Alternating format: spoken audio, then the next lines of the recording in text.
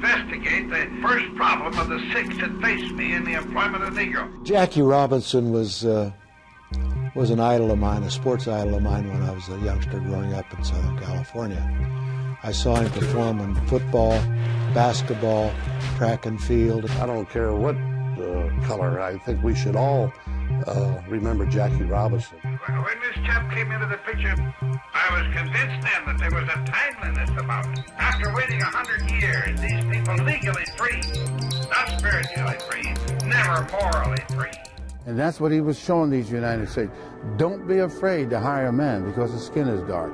Hire a man or woman because they have the ability. I felt that if the right man and ability on the field and with control of himself off the field, if I could find that kind of a man, the American public would accept him. For the first time in the history of this great game of baseball in the great country of America, a black man's work would be seen by the public and would be judged by that public and not by a set of officers or CEOs. History was being made, and I had a front row seat. Every black person in America was pulling for Jackie Robinson, no question about that, because it felt like he was under a lot of pressure, and if we could give him our support, that would be something that he could lean on, you know.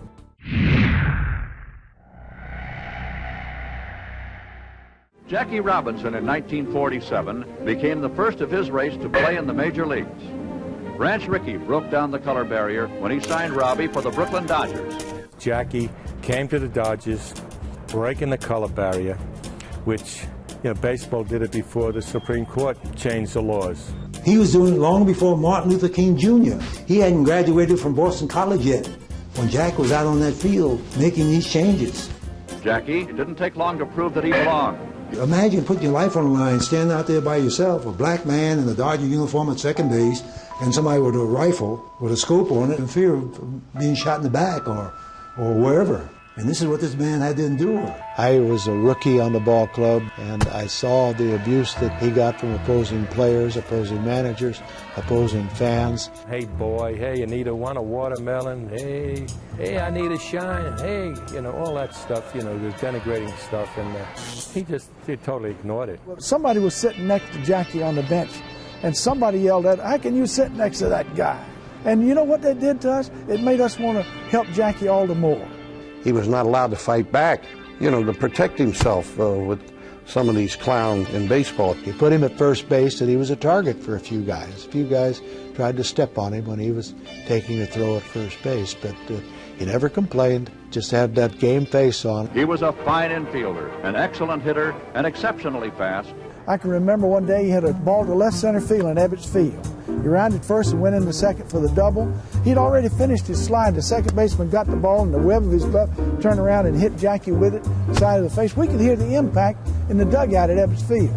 Jackie didn't say a word. He got up, dusted himself off, stole third base. And here comes Robinson, trying to steal home. He's safe, says the ump. Jackie came into the game and gave it a new dimension. The way you ran the bases, the way the aggressiveness that you played the game, and how you played the game. After Jackie Robinson broke in, baseball, it gave every black kid a chance in this world to say, hey, if I can just have an opportunity, a chance, I just want to be given that opportunity to play professional baseball.